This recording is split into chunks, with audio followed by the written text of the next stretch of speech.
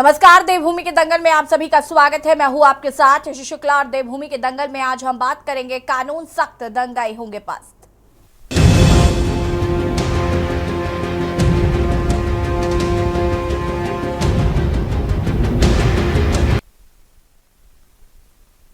उत्तराखंड विधानसभा का बजट सत्र अनिश्चितकाल के लिए स्थगित कर दिया गया है। 4 दिनों तक चले बजट सत्र के दौरान विपक्ष ने कई मुद्दों को लेकर हंगामा काटा। वहीं विपक्ष के हंगामे के बीच विधानसभा में सरकार ने वर्ष 2024-25 के लिए उत्तराखंड का बजट पास करा दिया है। पिछले साल के मुकाबले इस बार बजट में 15% की वृद्धि की गई है। नामी सरकार ने सत्र में गिरोहबंद समाज विरोधी क्रियाकलाप निवारण विधेयक भी विधानसभा से पास करा दिए। इसके तहत आईटी एक्ट और उत्तराखंड चिटफंड अधिनियम जैसे करीब 14 कानून गैंगस्टर के दायरे में आएंगे। वहीं बजट सत्र के मात्र 4 दिनों के भीतर ही संपन्न होने पर राज्य में सियासत भी गर्मा गई है। कांग्रेस ने सत्ता पक्ष पर जनता के सवालों से बचने का आरोप लगाया है, जबकि सत्ता पक्ष का कहना है कि विपक्ष मुद्दा विहीन है। विपक्ष के पास सदन में चर्चा के लिए कोई मुद्दे नहीं थे। बता दें कि विपक्ष 2 सप्ताह तक सदन को चलाने की सरकार से मांग कर रहा था। सदन में उस वक्त जमकर हंगामा शुरू हुआ जब सदन में कांग्रेस विधायक तिलकराज बेहड़ ने देहरादून को ही स्थायी राजधानी घोषित करने की मांग की। भाजपा ने इसे कांग्रेस का दोहरा रवैया बताते हुए इसे कंफ्यूज पार्टी बता दिया। वहीं कांग्रेस ने भी विधायक के बयान से पल्ला झाड़ने में समय नहीं गंवाया। सदन में चर्चा के दौरान तिलकराज बेहड़ ने कहा कि स्थायी राजधानी का विषय 24 वर्ष से भी नहीं सुलझ पाया है। इससे नुकसान हो रहा है। ऐसे में देहरादून को स्थायी राजधानी घोषित कर दिया जाए। इस विषय का समाधान निकाल लेना चाहिए। सवाल यह है कि क्या धामी सरकार जनता के सवालों से बचने के लिए सत्र नहीं चला रही। सवाल यह भी है कि क्या कांग्रेस स्थायी राजधानी के मुद्दे पर कंफ्यूजन में है। आज इसी मुद्दे पर चर्चा करेंगे। इससे पहले रिपोर्ट।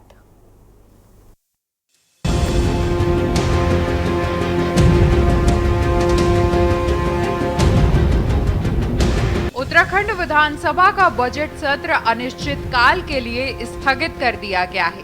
सत्र में विपक्ष ने कई मुद्दों को लेकर हंगामा किया। वहीं विधानसभा में धामी सरकार ने उत्तराखंड संशोधन विधेयक को ध्वनिमत के साथ पारित करा लिया। आईटी एक्ट और उत्तराखंड चिट एंड फंड अधिनियम जैसे करीब 14 कानून गैंगस्टर के दायरे में होंगे। इसके साथ ही धामी सरकार ने उत्तराखंड लोक सेवा विधेयक को भी पारित करा दिया है। इससे राज्य के प्रतिभाशाली खिलाड़ियों को सरकारी नौकरी में 4% आरक्षण की सुविधा मिलेगी। वहीं धामी सरकार ने वर्ष 2024-25 के लिए उत्तराखंड का बजट भी सदन से पास करा दिया है। पिछले साल के मुकाबले इस बार बजट में 15% की वृद्धि की गई है। सरकार ने कुल 89,230.07 करोड़ रुपए का बजट पारित किया है। सरकार का कहना है कि कामकाज के लिहाज से बजट सत्र काफी ऐतिहासिक रहा, जबकि विपक्ष का आरोप है कि सरकार जनता के सवालों से बचने के लिए सत्र को आनन फानन में अनिश्चितकाल के लिए स्थगित कराई। कारगर निर्णय हुआ है और मेरा मानना है कि जो लंबे समय से खिलाड़ियों की एक भावना थी, उनके अभिभावकों की एक भावना थी कि आखिरकार हमारे बच्चे जब मेडल लेकर आएंगे, चाहे वो राष्ट्रीय स्तर पर लेकर आए चाहे अंतर्राष्ट्रीय स्तर पर लेकर आए, तो उनके भविष्य को आने वाले समय में कैसे सुरक्षित रखा जाए। में भाजपा की प्रचंड बहुमत की सरकार आई है, तब से सत्र चले ही कितने दिन हैं, गिनती के दिन सत्र चलते हैं और जितने दिन सरकार सत्र चलाने की बात करती है उससे पहले ही जो अपना थैला पैक करके निकल जाती है। तो जनता के मुद्दे सदन में उठ नहीं पाते, उन पर चर्चा से सरकार भागती है, क्योंकि सरकार की जो है तैयारी नहीं रहती, क्योंकि जनहित के कोई काम किए नहीं है। तो सरकार जो है कम दिन का बजट सत्र हो या अन्य सत्र हो उसको करके केवल खाना पूर्ति कर रही है। आपको बता दें कि विपक्ष की ओर से सदन की कार्यवाही को 2 सप्ताह तक चलाने की मांग की गई थी।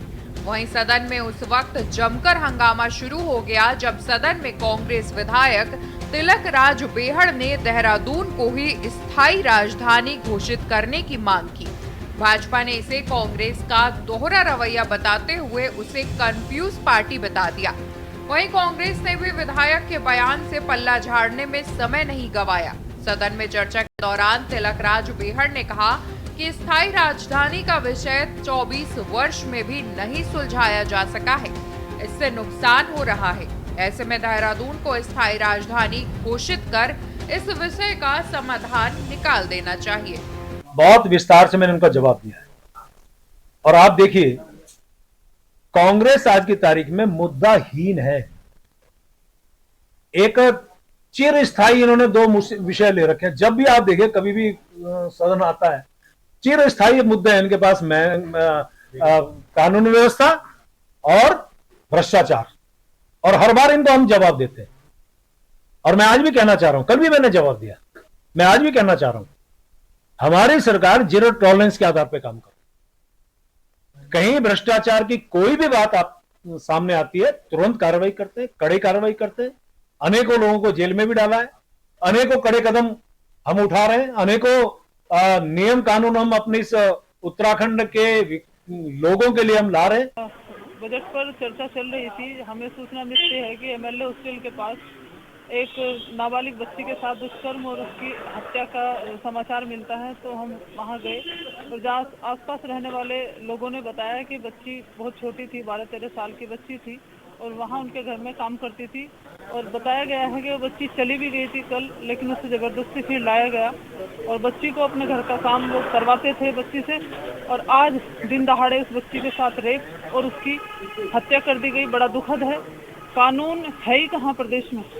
अगर राजधानी में एमएलए हॉस्टल के पास सत्र चलते हुए इस तरह की घटनाएं होती हैं तो बड़ा दुर्भाग्यपूर्ण है। एक तरफ तो सरकार वादे और दावे करती है कि हम नारी सशक्तिकरण कर रहे हैं, महिला उत्थान की बात करते हैं, लेकिन जब यहाँ हमारी बेटियां ही सुरक्षित नहीं है, एक बड़ा सवाल है।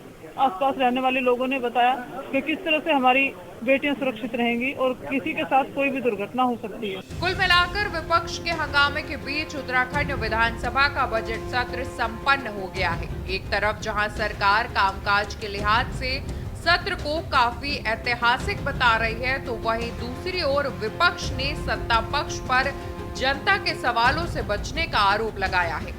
सवाल ये है कि क्या धामी सरकार जनता के सवालों से बचने के लिए सत्र नहीं चला रही? सवाल तो ये भी है कि क्या कांग्रेस स्थायी राजधानी के मुद्दे पर कंफ्यूजन में है? Uttarakhand desk report.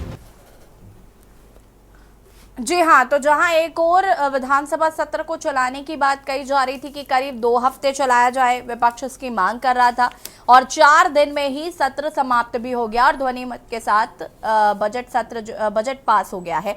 और सरकार ये कह रही है कि विपक्ष के पास मुद्दे ही नहीं थे, जिसकी वजह से सदन की कार्रवाई को स्थगित कर दिया गया है। आज हम इसी मुद्दे पर चर्चा करेंगे। साथ ही साथ कांग्रेस के एक विधायक ने देहरादून को ही राजधानी बनाने की मांग की है। अब ऐसे में सत्ता पक्ष का यह भी कहना है कि कांग्रेस खुद कंफ्यूजन में है। इस पर भी आज हम बातचीत करेंगे। मंजू त्रिपाठी जी, प्रवक्ता कांग्रेस, हमारे साथ जुड़ चुकी हैं।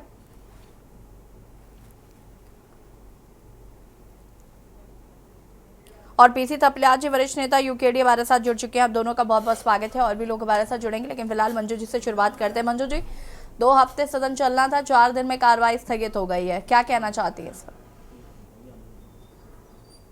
देख ही लिया कि ये जो सरकार है पूर्ण रूप से तानाशाही और ध्वस्त कानून व्यवस्था वाली बीजेपी गवर्नमेंट है। बेटी पढ़ाओ और बेटी बचाओ के नारे को पूरे उत्तराखंड को कलंकित कर दिया है। इसका ज्वलंत उदाहरण अभी आप देख रही हैं कि अंकिता हत्याकांड के हत्यारों को भी सजा नहीं मिली, ढंग से सजा भी नहीं मिली, और उसके बाद ये दूसरा नाबालिग के साथ ये छेड़छाड़ और करके उसकी हत्या कर दी जाती है। इसको आप क्या कहेंगी? ध्वस्त कानून व्यवस्था कहेंगी कि नहीं? अभी मुझे हंसी आ रही थी कि बीजेपी के जो प्रदेश अध्यक्ष हैं वो कह रहे थे सदन के पास कांग्रेस के पास कोई मुद्दा नहीं है। अगर महिलाओं की सुरक्षा के लिए कांग्रेस सदन से कांग्रेस के नेता वॉकआउट कर रहे हैं तो क्या यह मुद्दा नहीं है? ये बताइए। प्रेमचंद अग्रवाल जी ये बात कह रहे थे, प्रेमचंद अग्रवाल जी ने ये बात कही है कि विपक्ष के पास मुद्दा नहीं है, उनके पास सिर्फ 2 ही मुद्दे हैं, एक कानून व्यवस्था और दूसरा महंगाई। तो कानून व्यवस्था अगर क्या हमने क्या गलत कहा? प्रेमचंद्र अग्रवाल जी को शर्म नहीं आती है? किससे बड़ा मुद्दा क्या होगा? अगर हमारे देश की, हमारे राज्य की बेटियां सुरक्षित नहीं रहेंगी तो ये सत्ता लेके चाटेंगे? क्या करेंगे? अगर हमारी नारी शक्ति के साथ इस तरह से अत्याचार हो रहा है और ये कह रहे हैं कि कानून व्यवस्था नहीं, ये तानाशाही वाली सरकार है। जब हमारे विपक्ष के जो नेता हैं, जो कांग्रेस के नेता, कल मैं सुन रही थी हमारे वरिष्ठ नेता प्रीतम सिंह जी, इनके ऊपर एक से एक भ्रष्टाचार के खिलाफ जब सवाल उठा रहे थे तो ये लोग उस समय ठिठोली ले रहे थे और प्रीतम सिंह ने इनको इंडिकेट करके कहा कि मैं भ्रष्टाचारी नहीं हूं। तो उन्होंने जब इस मुद्दे को उठाया कि आपके पास भाई कौन सी वॉशिंग मशीन है, जब भ्रष्टाचारी जो जिन पहले आप भ्रष्टाचार का विपक्ष पे आरोप लगाते हैं उन नेताओं को ले लेते हैं, किस वॉशिंग मशीन में वॉश करते हैं। तो इस तरह की बातें इनकी कथनी और करनी में अंतर है। इनका चाल चरित्र चेहरा जो है सब जो है दिखावटी है, और वही कहते हैं ना, अंधेर नगरी चौपट राजा वाली कहानी और कुछ भी नहीं है। इस तरह की विपक्ष के नेताओं ने जब इनके कारनामों के चिट्ठे खोलने शुरू किए तो अनिश्चित काल के लिए सदन को स्थगित करते थे। ये तानाशाही नहीं और क्या है। आज एक सरेआम नाबालिग की हत्या हो जाती है और उसके बाद अगर हम विपक्ष प्रश्न उठाता है तो आप सदन को स्थगित कर देंगे। कर दीजिए आप स्थगित, लेकिन हमारी ये कांग्रेस गवर्नमेंट, हमने आजादी की लड़ाई में हम अंग्रेजों से नहीं डरे तो इनसे डरेंगे। हम रोड पे रहेंगे, हम सड़कों पे उतरेंगे अपनी बच्चियों को बचाने के लिए। आज मैं बहुत ही आपको बताऊं, एक महिला होके मैं कितनी दुखी हूं, मैं इसको बयान नहीं कर मंजू सकती। जी, आज आपका क्रोध मुझे दिख रहा है। कहते हैं विपक्ष के पास कोई मुद्दा नहीं है। ठीक है मंजू जी, मैं वापस आती हूँ और क्रोध पर थोड़ा सा शांति रखिए। मुझे लग रहा है कि आज आप काफी क्रोधित हैं। पीसी तपलियाल जी, नारी हूँ मैम, नारी हूँ मैं भी। अगर बेटियां सुरक्षित नहीं है तो हम सत्ता लेके चलिए ठीक है, वापस आते हैं। पीसी तपलियाल जी हमारे साथ जुड़े हुए हैं और कुंवर जपेंद्र सिंह जी भी जुड़ चुके हैं, प्रदेश प्रवक्ता बीजेपी से। जपेंद्र जी, आपका भी बहुत बहुत स्वागत है। पीसी तपलियाल जी, क्या कुछ कहना चाहते हैं बजट सत्र पर? ये जो सरकार कह रही है कि मुद्दे नहीं है, तो बहुत ही हास्यास्पद है, क्योंकि मुद्दे इतने हैं कि सरकार मुद्दों की तरफ आंख मूंद कर बैठकर कठोर कानून बनाने की एक आदत सी बन गई है। और 14 कानून इतने कठोर की जिसमें कि हर उस कानून के अंतर्गत सब गैंगस्टर एक्ट में आएंगे। लेकिन दुख वहां होता है जहां अपराधियों के लिए ये कानून नहीं बनाते। इनका सख्त कानून आप ही देखिए, पहला सख्त कानून नकल विरोधी कानून, वो किसके लिए? बेचारे स्टूडेंट्स के लिए, लेकिन उनके लिए नहीं जिन्होंने बैकडोर एंट्री करके विधानसभाओं में भर्ती किए। वो शेर बने हुए हैं हमारे आगे। वो किस तरह से रास्तों में हमारे लोगों को पीटते हैं, किस तरह उनका व्यवहार है, किस तरह उनका चाल चलन है, वो भगवान मालिक। ये बोलते हैं कि कांग्रेस कंफ्यूजन है राजधानी के मामले में, तो ये खुद बताएं कि इनका क्या इरादा है।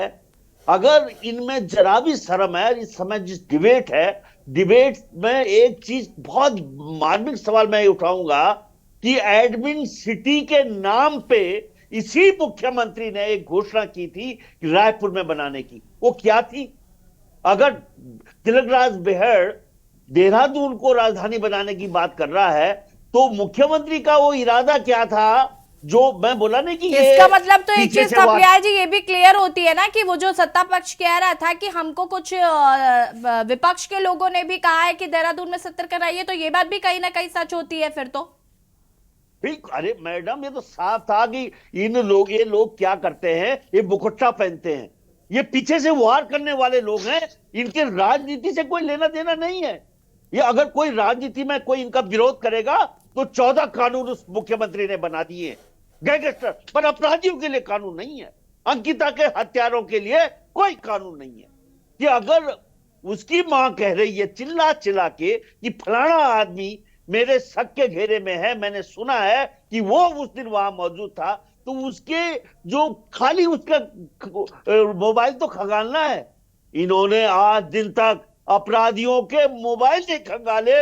इतना बड़ा अपराधी ये सरकार है, तब लोग बोलते हैं इनको सम्मान दो। ये सम्मान देने लायक लोग नहीं है, ये इतने बेशरम है। ये उसको क्यों नहीं खंगाल रहे? ये उस बेचारी जो मृतिका अंकिता है उसके मोबाइल को और उसके बॉयफ्रेंड के मोबाइल को खंगाल लिया है, लेकिन पुलकित आर्या के मोबाइल को आज दिन तक नहीं खंगाला। अगर वो खंगाल दिया जाए तो पूरे भेड़िए सामने होंगे, ये पूरा उत्तराखंड जानता है। तो इसलिए हमारे सीने में दर्द होता है कि ये मुद्दा विहीन कहने वाले दो मुखी तीन मुखी नहीं, रावण के भी बाप है ये लोग। ये यहाँ पे हमें गुमराह करते हुए ये नहीं बता पा रहे हैं कि एडमिन सिटी के नाम पे ये मुख्यमंत्री क्या बना रहा था। ये उनका प्रवक्ता यहाँ पे बता दे। एडमिन सिटी के आज भी वो केंद्र ने रोका जब जंगल इन्होंने ले लिया था राजधानी बनाने के लिए रायपुर में, और वो जब केंद्र में हमने रिपोर्ट भेजी कि उस जंगल में हाथी रह रहे हैं, जिस जंगल में काट कर ये राजधानी बना रहे हैं। उसको संज्ञान में लिया फॉरेस्ट विभाग ने और उसको बोला कि भाई तुम इस फॉरेस्ट की जमीन को छोड़ो जहां की जंगली जानवर अवेलेबल है, क्योंकि जब हम वहां पे धरने पे बैठे थे तो हाथी हमारे धरने पे आ गया था। लेकिन अब तो धरने करने मुश्किल, ये हमें आतंकी कह देंगे, दंगाई बोल देंगे। ये लोग चलिए, ऐसे ठीक है। काम की आड़ में ठीक है, उत्तराखंड वापस में आते हैं। लोकतांत्रिक कपलियाल जी। आवाजों को बंद करने का वापस आते हैं आपके पास। जपेंद्र जी, ये क्या बात हुई? 2 हफ्ते का समय तो विपक्ष मांग रहा था, हम एक्सपेक्ट कर रहे थे कि कम से कम 1 हफ्ता सदन की कार्रवाई चलेगी, 4 दिन में ही कार्रवाई को स्थगित कर दिया गया। यशी जी, सदन की कार्रवाई क्यों शुरू की जाती है? जो हमारी संवैधानिक परंपराएं हैं उनके तहत सदन की कार्रवाई प्रदेश के विकास और जनहित के मुद्दों को आयाम देने के लिए सदन का आह्वान किया जाता है और सरकार वो काम कर रही है। प्रदेश में जितनी योजनाएं हैं विकास की, उन्हें उनके ऊपर काम हो रहा है, बाकी चीजों के ऊपर आयाम हो रहा है। अब अगर विपक्ष सदन को बाधित करने की दृष्टि से राजनीतिक जमीन को सींचने की कोशिश करेगा तो राजनीतिक जमीन तो है नहीं, तो सींचेंगे क्या? तो डेफिनेटली संविधान में भी ये पावर्स हैं सरकार के ऊपर कि अगर मुद्दों के ऊपर और सदन की कार्रवाई को बार बार बाधित करने का प्रयास किया जाता है तो निश्चित तौर पर उसे वो कर देना चाहिए। अब ये बताइए, संवैधानिक अधिकार उत्तराखंड में अलग हो जाते हैं और हिमाचल में अलग हो जाते हैं। हिमाचल के अंदर भी तो कांग्रेस की सरकार ने कोई एक निर्णय लिया ना, तो वहां तो लोकतंत्र की हत्या नहीं होती, लेकिन जब उत्तराखंड के अंदर सरकार निर्णय लेती है तो वहां लोकतंत्र की हत्या हो जाती है। ये कैसा दोहरा मापदंड है? ये हमारे साथी प्रवक्ताओं को समझना चाहिए कि लोकतांत्रिक व्यवस्था के अंदर लोकतांत्रिक अधिकारों का ही इस्तेमाल किया जाता है। अब चाहे वो विपक्ष की सरकार अपने राज्यों में करे या भारतीय जनता पार्टी की सरकार उत्तराखंड में करे, तो इसमें तो कोई संशय नहीं है। लेकिन हाँ, अब जो ये मिसगाइडिंग फैक्टर्स लाए जाते हैं या जपेंद्र जी, क्या कहा जा रहा है कि विपक्ष के पास बहुत मुद्दे थे? सुनिए ना, विपक्ष के पास, एक सेकंड मधु जी, बीच में इंटरप्ट नहीं करिए आप। जपेंद्र जी, कहा जा रहा है कि विपक्ष के पास बहुत से मुद्दे थे, आपने विपक्ष को बोलने का मौका ही नहीं दिया, विपक्ष की बात ही नहीं सुनी। विपक्ष के पास जिन मुद्दों पर ऑलरेडी जो न्यायालय में, तो क्या आपके हिसाब से विपक्ष मुद्दे डिसाइड करेगा क्या जपेंद्र जी? बीजेपी के हिसाब से विपक्ष मुद्दे तय करेगा? ये मुद्दे थे, तो ये मुद्दे नहीं थे, ये मुद्दे इन्हें जानबूझ के जनता को भ्रमित करने का प्रयास करने की कोशिश इनकी रहती है। वो ये करते रहते हैं। मुद्दे तो वो सारे न्यायालय में हैं, उन पे कठोर कार्रवाइयां हो चुकी हैं, लोग जेलों के अंदर हैं, इतने सख्त कानून का पालन कराया जा रहा है और उसके बावजूद विपक्ष को अगर ये नजर आता है कि नहीं जी उसमें कुछ नहीं हो रहा है, तो ये तो विपक्ष की अपनी एक सोच है। बाकी जो हो रहा है वो कानून की दृष्टि से सख्ती के साथ हो रहा है। ठीक है, उमा सिसोदिया जी भी हमारे साथ जुड़ चुकी हैं, पूर्व प्रदेश उपाध्यक्ष आम आदमी पार्टी से। उमा जी, बहुत बहुत स्वागत है आपका। सदन की कार्रवाई 4 दिन में स्थगित, क्या कुछ कहना चाहते हैं?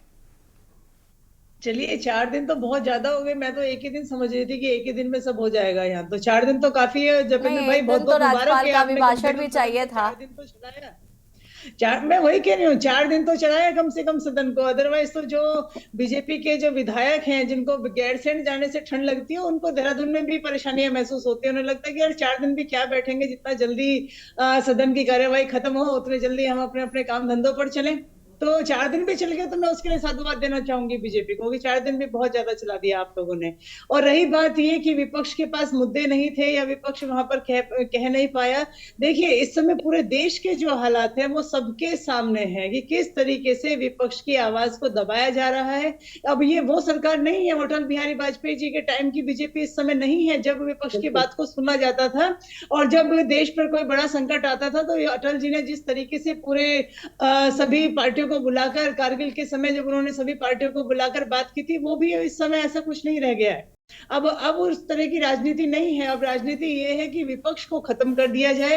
ये इनके इन प्रकार साम दाम दंड भेद कुछ भी करके विपक्ष को खत्म करो। जो विपक्ष के नेता हैं उनको जेल में डालो, जेल में ठूसो, उनके ऊपर झूठे मुकदमे लगाओ और किसी भी तरह से चुनाव जीतो। या तो जनता वोट दे दे तो भला, ईवीएम से हो जाए चुनाव तो भला, और अगर ईवीएम भी ना हो तो जो हमारे अधिकारी हैं उनको खरीद लो और वो आपको किसी ना किसी तरीके से चुनाव जितवा देंगे। ये इस समय हमारे देश के हालात है। इसलिए ये कहना कि विपक्ष मुद्दे नहीं उठा पाए, और मैं सुन रही थी कि विपक्ष मुद्दे विहीन है। विपक्ष के पास बहुत सारे मुद्दे हैं, लेकिन सरकार ऐसी है कि वो विपक्ष की और जनता की आवाज को सुनना नहीं चाहती है। लोकतंत्र खतरे में है और इसी बात को हम लोग बार बार कह रहे हैं। अभी जपेंद्र भाई बहुत खुश है। आज अगर यही सरकार और 5 साल और 10 साल चल गई तो उसके बाद देखेंगे देश के क्या हालात होंगे, किस तरीके से देश की इकोनॉमी जो सिर्फ आंकड़ों में समझ में आती है, सिर्फ आंकड़ों में। जपेंद्र जी आती हूं मैं। लेकिन आज सरकारें जनता चुनती हैं और जनता का भरोसा जिन दलों पे, जिन सरकारों पे, जिस नेतृत्व पे होता है तो जनता चुनती है। और अगर जनता बार बार भारतीय जनता पार्टी को और भारतीय जनता पार्टी के नेतृत्व को चुन रही है तो संदेश साफ है कि विपक्ष पूरी तरह से देश और उत्तराखंड में नकारा जा रहा है। जनता चुन रही है और आपके अफसर भी चुन रहे हैं। हमने मेयर के चुनाव में खरीद रहे हैं। आप बहुत आर्थिक रूप से मजबूत है, विधायकों को खरीद रहे हैं। इसलिए आप लोगों ने 60 वर्षों से अधिक तक इस तरह से राजनीति की है, इसलिए आप लोगों को सच्चाई हजम नहीं हो रही है। आप लोगों को जनता का रुख हजम नहीं हो रहा है, क्योंकि आप लोगों की कार्यप्रणाली जैसी रही है वैसे ही आप लोग सोच रहे हैं। तो निश्चित तौर पर ये नया भारत है, उभरता भारत है, युवाओं का भारत है और नया भारत बिल्कुल है। आए दिन सरेआम महिलाओं के बच्चियों को बलात्कार करके रोड पे मार दिया जा रहा है। एक एक करके बात करिए, एक एक करके बात करिए मंजू जी, एक एक करके बात। भारत तो है ये, विधानसभा में बैकडोर से भर्ती की जा रही है। मंजू जी एक एक करके बात करिए प्लीज। जपेंद्र जी विकसित भारत की तस्वीर है। किशोरी की हत्या कर दी जा रही है, आए दिन एक को न्याय नहीं मिलता है, दूसरी किशोरी की मौत हो जाती है और विपक्ष जब सदन में इसको करता तो अनिश्चित काल के लिए सदन स्थगित कर दिया जाता है। ये विकसित भारत की तस्वीर है। शर्म आनी चाहिए। आपको शर्म आनी चाहिए। अगर देश की बच्चियां सुरक्षित रहेंगी तो आप विकसित भारत बना रहे हैं। हिंसा के मामले को आप राजनीतिक आयाम देने का प्रयास कर रही हैं, तो आप राजनीतिक और सामाजिक सोच पे आपकी तरस आता है। आप पर तरस आता है, आप लोगों पे तरस, आप लोग तो तरस के लायक भी नहीं है। जो बच्चियों के मुद्दे को आप राजनीतिक समझ रहे हो, आप राजनीतिक आयाम से जोड़ेंगे तो आपकी सामाजिक और राजनीति आप लोग कर रहे हैं। अंकिता के हत्याओं को अभी तक न्याय क्यों नहीं मिल रहा? उसके बाद आए दिन हमारी बच्चियां मार दी जाती है, गला काट दिया जाता है, मनमानी अत्याचार हो रहे हैं। ये राजनीति है? अगर हम आवाज उठाते तो हमारे पास मुद्दा भी है। घरेलू हिंसा को राजनीति से जोड़ने का प्रयास ना करें, उपहास का पात्र ना बने ऑन स्क्रीन। उपहास का पात्र आप लोग बन रहे हैं, जिसको कह रहे हैं बैकडोर से भर्ती को टाला कर रहे हैं। और अगर विपक्ष एक सेकंड मंजू जी, जपेंद्र जी जरा क्या आप मुझे ये क्लियर करेंगे? जपेंद्र जी क्या आप मुझे ये एक सेकंड रुक जाइए। जपेंद्र जी क्या आप मुझे ये क्लियर करेंगे, आप किस मामले को घरेलू हिंसा का मामला बता रहे हैं?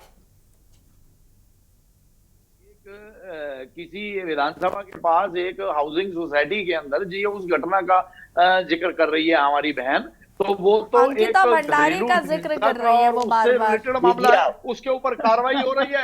तो मानना पड़ेगा बीजेपी के चरित्र और चेहरे को मानना पड़ेगा, तानाशाही को मानना पड़ेगा, सलाम करना पड़ेगा। लग रहा है ऐसी तानाशाही वाली सरकार को। क्या हम घटनाओं और घटनाओं के ब्यौरे में अंतर करना नहीं जानते हैं? ये कोई राजनीतिक घटना है? अपने आपको ऑन स्क्रीन उपहास का पात्र बना रहे हैं। उपहास का पात्र आप लोग बनाएंगे। हम मुद्दा उठाएंगे, हम अपनी बच्चियों के बचाव की बात करेंगे। ये राजनीति नहीं है। अगर सदन में हमारे नेताओं ने वॉकआउट कर दिया तो आप सदन को स्थगित कर देंगे। ये तानाशाही नहीं तो और क्या है? लेकिन अगर आप जनता के सामने उपहास का ही पात्र बनना चाहते हैं तो आपकी मर्जी। उपहास के पात्र आप बन रहे हैं और लोग आपको सुन रहे हैं। चलिए ठीक है। उमा सिसोदिया जी, और दूसरा प्रश्न मेरा है, जो माफ कीजिएगा कांग्रेस के जो विधायक हैं जिन्होंने कहा है कि देहरादून को स्थायी राजधानी घोषित कर देना चाहिए, उसको कंफ्यूजन बता रहे हैं सत्ता पक्ष के लोग कि कांग्रेस पूरी तरीके से कंफ्यूज्ड है? देखिए, जिस तरीके से राजधानी को लेकर लगातार राजनीति चल रही है, वाकई में वो दुर्भाग्यपूर्ण है। इस बात को तो आम आदमी पार्टी भी कई बार कह चुकी है कि आप एक स्थायी राजधानी घोषित कीजिए, चाहे वो गैरसैंण को घोषित कीजिए, चाहे वो देहरादून को घोषित कीजिए। हमारा गरीब प्रदेश 3 राजधानियों का बोझ नहीं झेल सकता। आप लोगों ने भराड़ीसैंण में भवन बना दिए, आप लोगों ने वहां पर भी स्टाफ रखा हुआ है, आप यहाँ देहरादून में भी है, और अब आप एक तीसरी राजधानी बनाना चाहते हैं। तो हमारे प्रदेश की जो जनता है, जो हमारा जो गाढ़ी कमाई का पैसा है, वो 3 राजधानी भवनों की जो खर्च है उस पे खर्च मत कीजिए, आप एक राजधानी घोषित कीजिए। क्या हिम्मत कर पाएगी बीजेपी इस बात को घोषित करने की कि वो गैरसैंण को घोषित करे या देहरादून को घोषित करे? किसी को भी घोषित कीजिए आप, लेकिन उत्तराखंड अब 23 सालों के बाद एक राजधानी की डिमांड करता है। और अगर आप इसी तरह से कंफ्यूजन में रहे और राजधानी के मुद्दे को अगर आप ऐसे ही लॉलीपॉप मतलब पेंग पोंग की बोतल बनाते रहे कि चलिए जी ग्रीष्मकालीन वहां कर लेते हैं, शीतकालीन वहां कर लेते हैं, तो ये सिर्फ और सिर्फ जनता के साथ मजाक है और जनता की जेब पर डाका डालने वाली स्थिति है। हमारा प्रदेश 2 राजधानियों के बोझ को नहीं झेल सकता। आप गैरसैंण को घोषित कीजिए या आप देहरादून को घोषित कीजिए। चलिए ठीक है, इस पर आगे हम चर्चा करेंगे। इस पर जपेन जी आपसे जवाब लेंगे। आप सभी हमारे साथ बने रहिए, चर्चा को आगे बढ़ाएंगे। रुकेंगे एक छोटे से ब्रेक के लिए, जो हाजिर होते हैं। ब्रेक के बाद एक बार फिर से आप सभी का स्वागत है। और देवभूमि के दंगल में आज हम बात कर रहे हैं विधानसभा की कार्रवाई, जो कि 4 दिन में ही महज सत्र चला और स्थगित कर दिया गया और ध्वनि मत के साथ बजट को पास करा लिया गया है। चर्चा आज हम इसी पर कर रहे हैं और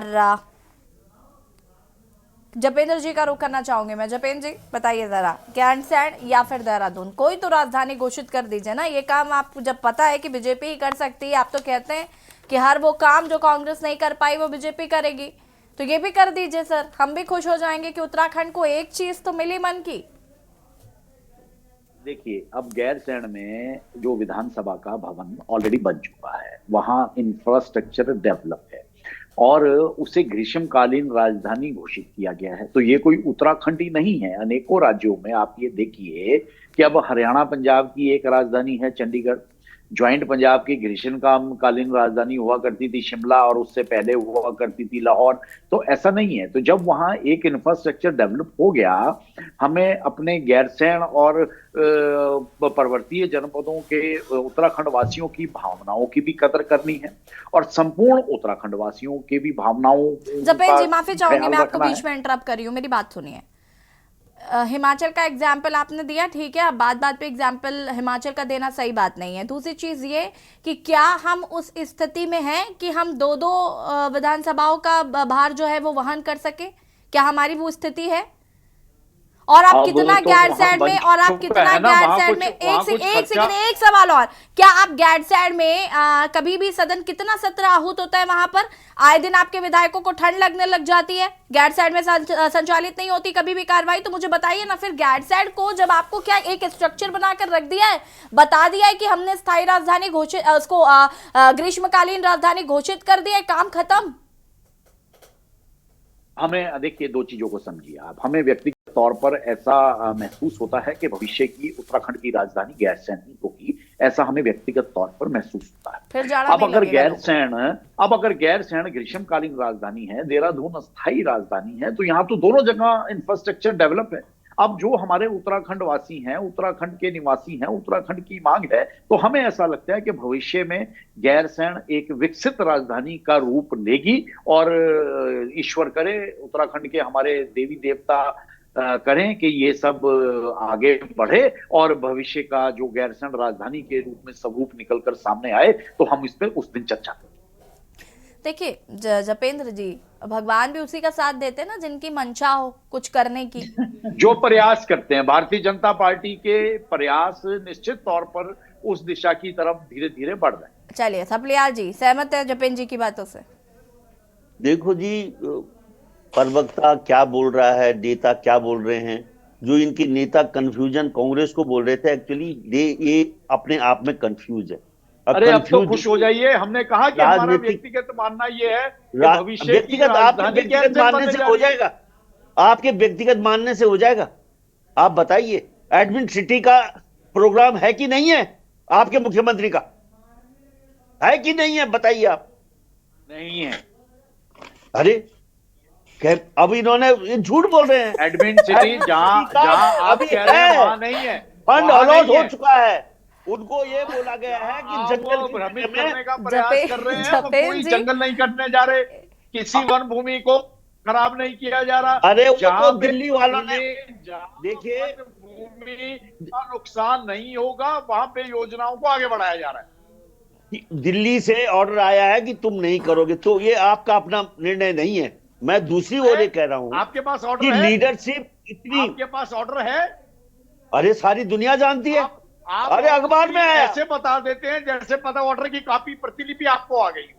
अब आप कमलेश मैडम जी, बताइए ऐसे पिछले प्रवक्ता सालों में को राजनीति जिसने कर रहे न्यूज हैं, नहीं क्या पढ़ी आपके है, पास आ गई हो। ऐसे प्रवक्ता को जिसने न्यूज नहीं पढ़ी है उससे क्या बात करनी? अरे थपलियाल जी, जब आप ये आपको देखिए- पता है कि वो सीधे सीधे डिनाई कर रहे हैं तो फिर आप भी क्यों ही फोर्स कर रहे हैं? आप आगे बताइए। मैं क्या फोर्स करूं ऐसे व्यक्ति से?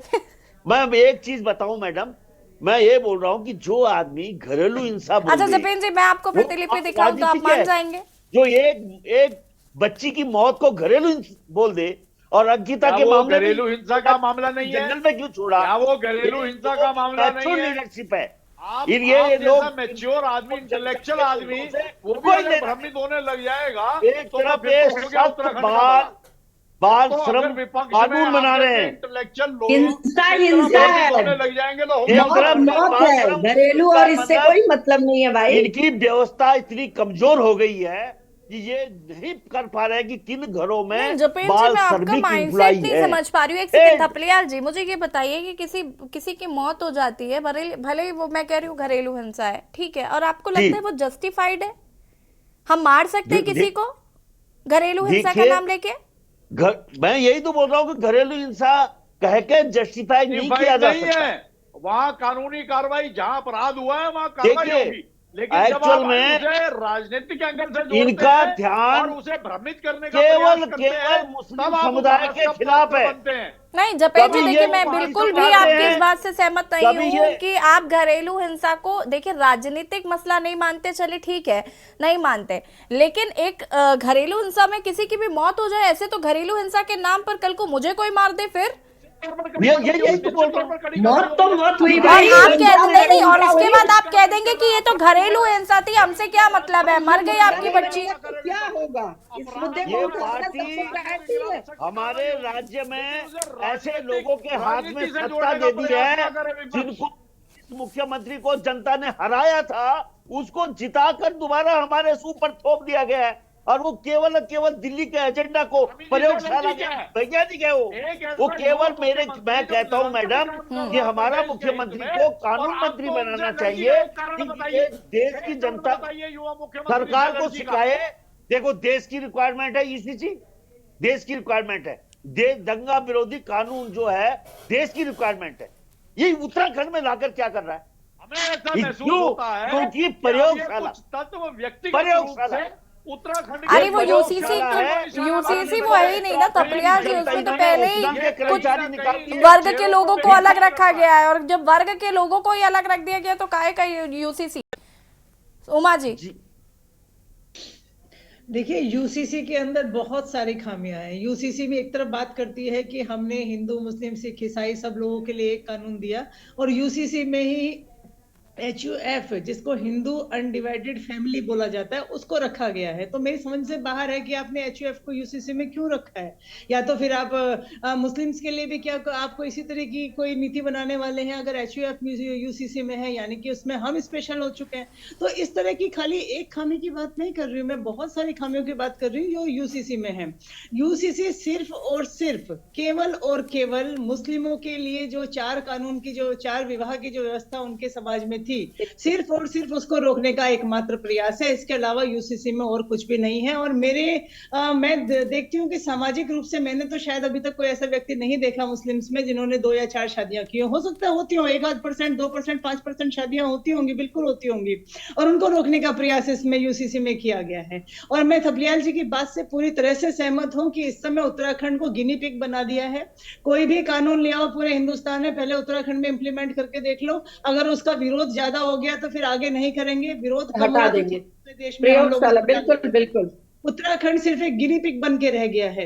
एक मुख्यमंत्री जो इकलौता ही पूरे प्रदेश में दौड़ते हुए नजर आते हैं। सिलखियारा में इतना बड़ा कांड हुआ, कोई दूसरा मंत्री वहां पर जाकर नहीं झांका।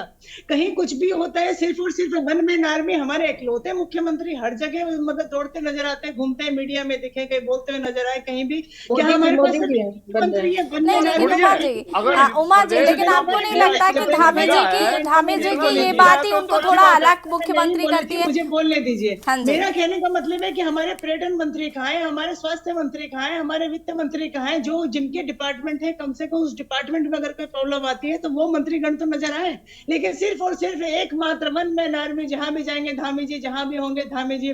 देश में एक आदमी और उत्तराखंड में एक आदमी, लगता है कि हमारे लिए तो बस 2 ही आदमी बचे हैं। यहाँ देखो तो धामी जी, वहां देखो तो मोदी जी, उसके अलावा कोई नजर ही नहीं आता।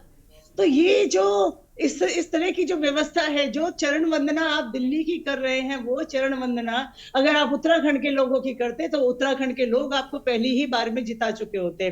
पहली बार में आप हारे हैं, इस बात को आप स्वीकार कीजिए। दोबारा आपको येन केन प्रकार ताम दाम दंड भेद करके इज्जत और नाक की बात बनाकर आपको जिस तरीके से जिताया गया चंपावत में, वही पूरे उत्तराखंड ने। तो मेरा कहने का मतलब सिर्फ इतना है, एक मुख्यमंत्री जी जिनके साथ उनका मंत्रिमंडल नहीं है, जिनके साथ उनके विधायक नहीं है, कहीं भी वो लोग उनके साथ खड़े हुए नजर नहीं आए हैं, ऐसे में धामी जी अनम्यूट कीजिएगा। धामी जी के सिर पर से वस्त हट जाएगा और इनका हाल भी तीरथ सिंह रावत और त्रिवेंद्र सिंह रावत की तरह ही होगा कि बेचारे रावत जी गैरसैंण से आ रहे थे बिल पास करके और यहाँ तक पहुंचते पहुंचते पता चला वो मुख्यमंत्री ही नहीं बचे। तो ऐसे ही कुछ धामी जी के साथ भी हो सकता है अगर दिल्ली वाले नाराज हो गए तो मेरी सलाह तो उनको ये है कि दिल्ली को इतना खुश करने की बजाय अपने साथ के लोगों को। ठीक है जपेन जी। देखिए, बड़ा अचंभा हो रहा है हमें कि आज ये डिबेट में घूम फिर के धामी जी को निशाना बनाने का जिस तरह से हमारे सभी साथी प्रयास कर रहे हैं, तो इसका तो फीडबैक लेना आवश्यक होगा। ये मामला क्या है, ये खेल क्या है? ये अचानक तो नहीं हुआ कि एक ही सुर में सब लोग बोलने लग जाए। तो ये इसमें कोई गहरा राज तो है, तो ठीक है। नहीं, लेकिन भाई आपको मुख्यमंत्री प्रपोज करने वाले हैं, आप हमारे भाई हैं, प्रदेश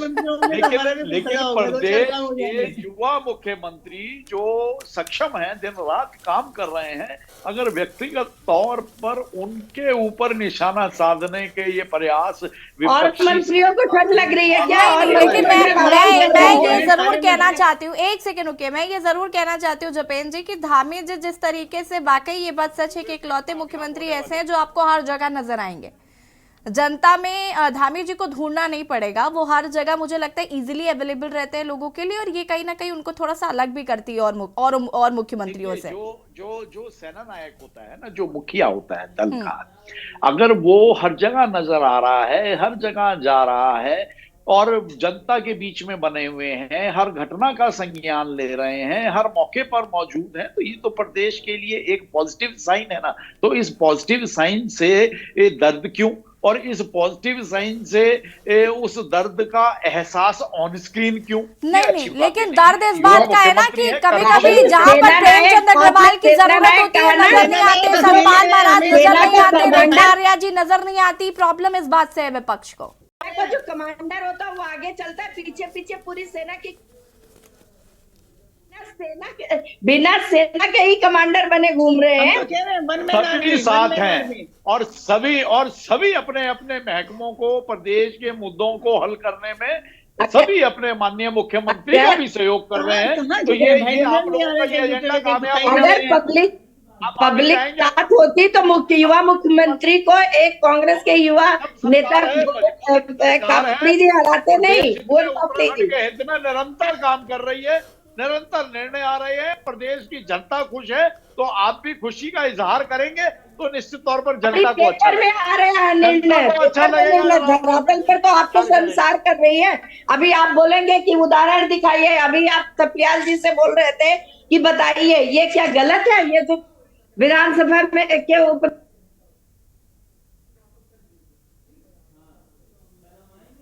अनम्यूट कीजिएगा। मंजू जी कंटिन्यू करें। ये तो निरंतर हो रही है। इस 23 वर्षों में कभी भ्रष्टाचार नहीं खुले और आज सब सलाखों के पीछे हैं, सब चेहरे उजागर हो रहे हैं। तो ये युवा मुख्यमंत्री की कार्यप्रणाली का ही तो कमाल है। इसकी प्रोत्साहन नहीं कर सकते तो कम से कम दूसरी तरफ से तो काम ना शुरू करिए ना। अच्छी चीजें हो रही हैं तो अच्छी चीजों को स्वीकारना भी सीखे हमारे सभी विपक्षी साथी।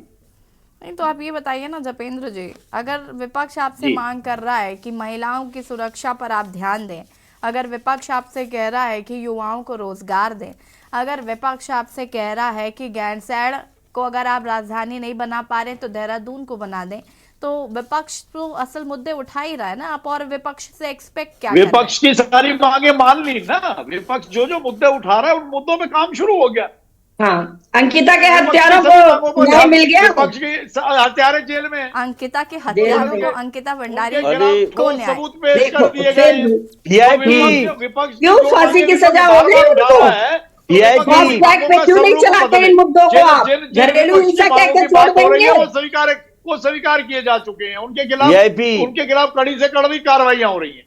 वीआईपी कौन है बता दीजिए भाई जपेंद्र जी। वीआईपी वीआईपी सारे साक्ष्य मिटा दिए जाते हैं, होटल में आग लगा दी जाती है। ये युवा मुख्यमंत्री के नेतृत्व में काम हो रहा है।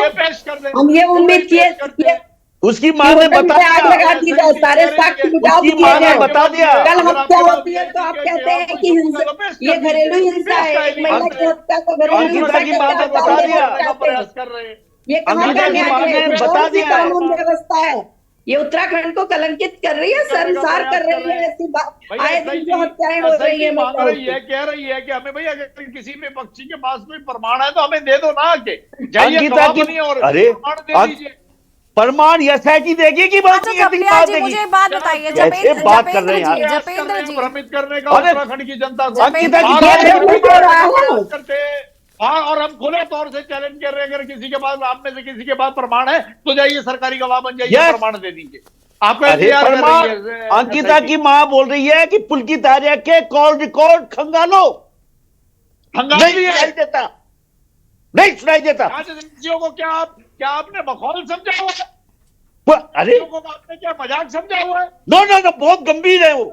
पापा यस, किसको बता रहे हो? उत्तराखंड की जांच अपने पैदों को क्या मखौल उड़ा रहे?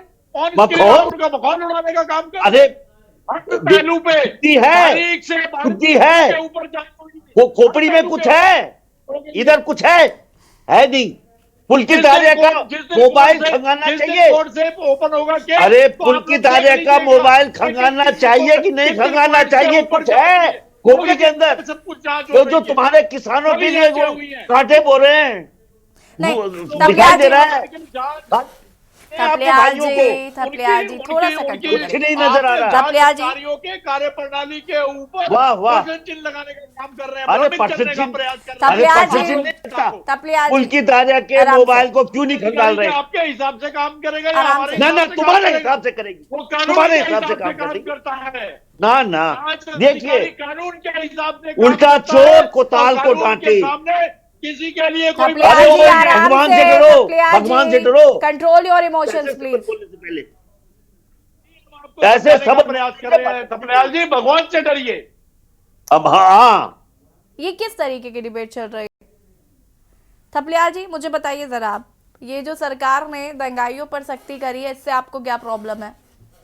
हमें ये प्रॉब्लम है मैडम कि किसी भी आंदोलन को ये दंगाई बोलेंगे। ये आंदोलन नहीं, ये आंदोलन इन्होंने खत्म कर दिया। जो भी हमारी आंदोलन की जगह थी उत्तराखंड में, इन्होंने हमें वो राय धारा के गड्ढे में।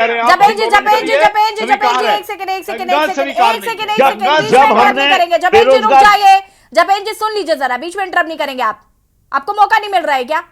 थपलियाल जी कंटिन्यू करिए आप, उसके बाद जपेंद्र जी मैं आपसे जवाब दूंगी। मैंने सीधा बोला था कि मेरे माननीय मुख्यमंत्री ने लगभग उनको आदत बन गई है कठोर कानून बनाने की। सबसे पहला कठोर कानून उन्होंने नकल विरोधी बनाया, जिसमें कि स्टूडेंट के लिए सजा है, लेकिन उन अपराधियों के लिए सजा नहीं है जो बैकडोर एंट्री करा रहे हैं।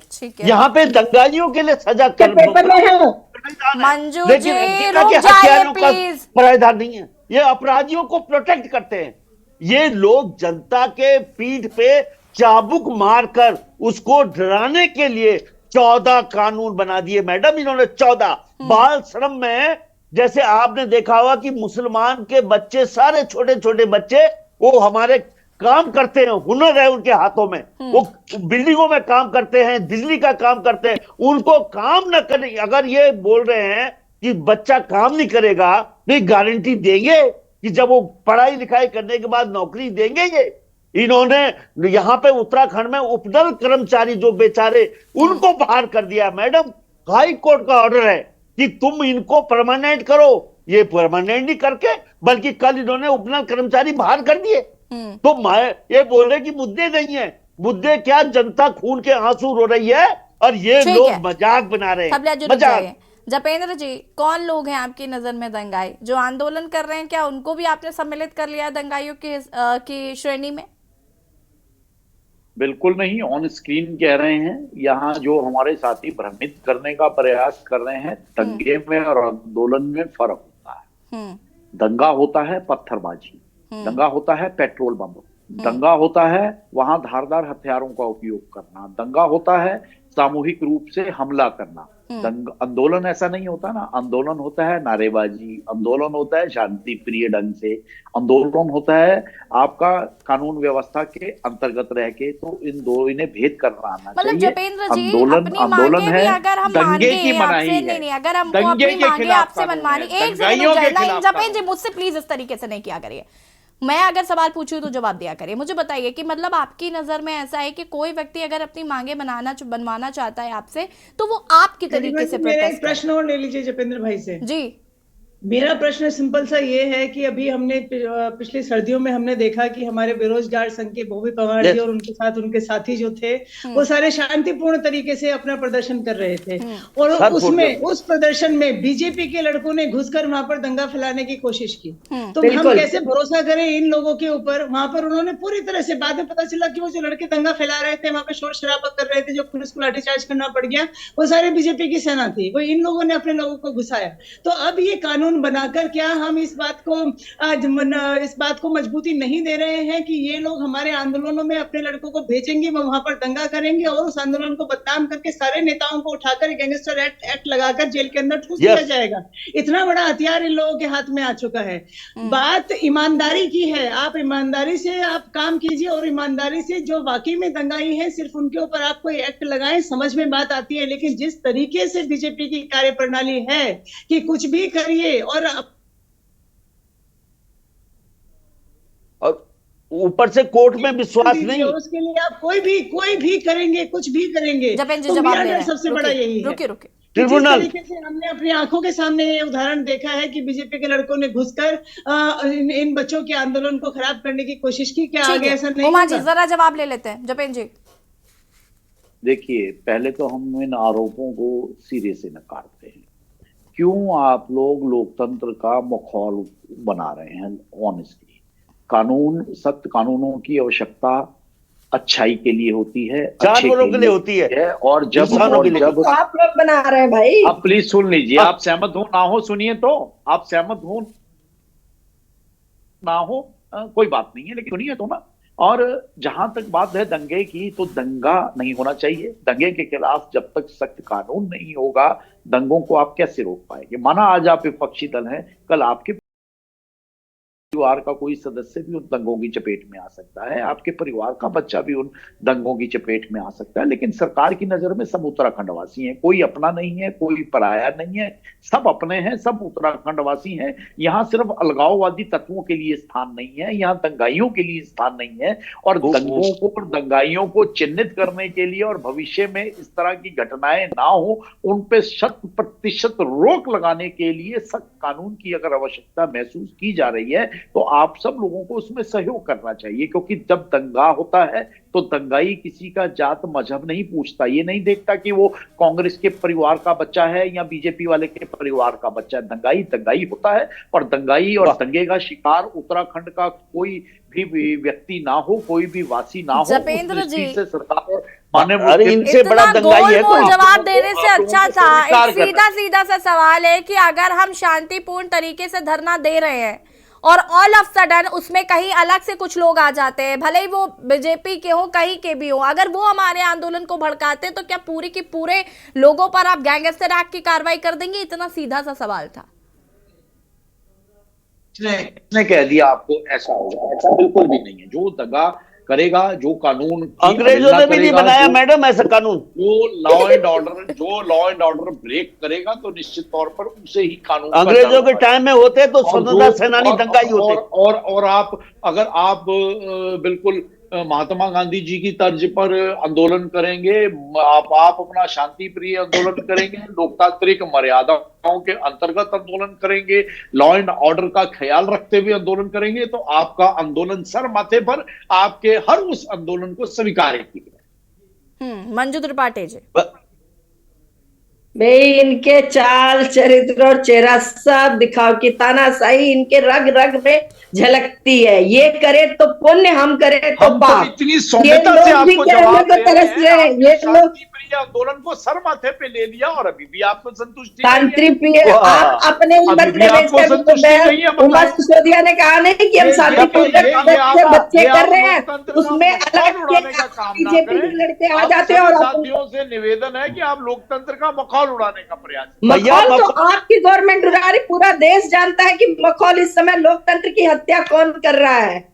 आप इससे संविधान में आपने नहीं सकते भाई। तो 47 से लेकर 2000 तक पता नहीं कितनी बार लोकतंत्र थपलियाल की जी। हत्या करी है। थपलियाल कितनी जी। बार अगर हम मैडम, विस्तार से इस बताने समय लग बीजेपी जाएं, ठीक है, से मंजू बड़े जी, लोकतंत्र रुकिए की जरा, हत्या थपलियाल जी को सुनिए। देश नहीं विदेशों तक में आप सब सुनिए फेमस जरा, कर थपलियाल जी को लोकतंत्र की हत्या सुनिए। तो ये करते पूरा सारा थपलियाल दिन की जी। डिबेट भी कम पड़ जाएगी। जी बोलिए। मैडम, मैं भाजपा के प्रवक्ता को ये पूछना चाहता हूं कि संविधान जो हमारा है, क्या उसमें ये प्रावधान नहीं था कि कोई आंदोलन में दंगा करता था तो उसको सजा दी जाती थी, कोर्ट सजा देता था? ये उस संविधान पे विश्वास क्यों नहीं कर रहे हैं? और अगर ये इतनी जरूरत है तो इनका प्रधानमंत्री, इनका गृह मंत्री क्यों देश में कानून नहीं लाता? क्यों देश, अरे प्रधानमंत्री को बोलो ना कि पूरे देश के लिए कानून लाए। चलिए ठीक है। आपका ब्लड प्रेशर हाई हो रहा है, आप शांति से अरे बात ब्लड करिए। प्रेशर नहीं, मूर्ख बनाने के लिए जतेन जी, आगे कर भी तो आप ही आ ही रहे हैं उनका ब्लड प्रेशर। क्यों ऐसे रूल्स लेकर आ जाते हैं कि उनका बीपी हाई हो जाता है? भाई ला भी तो जी, आप ही अरे रहे हैं, आप ही तो परेशान कर रहे हैं उनको। कूल। अरे हम कूल हैं क्या? संविधान में नहीं है चलिए प्रावधान। ठीक है, ठीक है। बहुत बहुत शुक्रिया आप सभी का चर्चा में शामिल होने के लिए, बहुत बहुत शुक्रिया। और देवभूमि के दंगल में बात कर रहे थे विधानसभा की बजट सत्र। आपको बता दें कि फिलहाल आज अनिश्चितकाल के लिए स्थगित कर दिया गया है। विपक्ष का कहना था कि विपक्ष को बोलने का मौका नहीं दिया गया। सत्ता पक्ष का ऐसा मानना है कि विपक्ष मुद्दा विहीन था, जिसकी वजह से सत्र को अनिश्चितकाल के लिए स्थगित कर दिया गया है। देवभूमि के दंगल में फिलहाल इतना ही। देखते रहिए K News इंडिया। नमस्कार।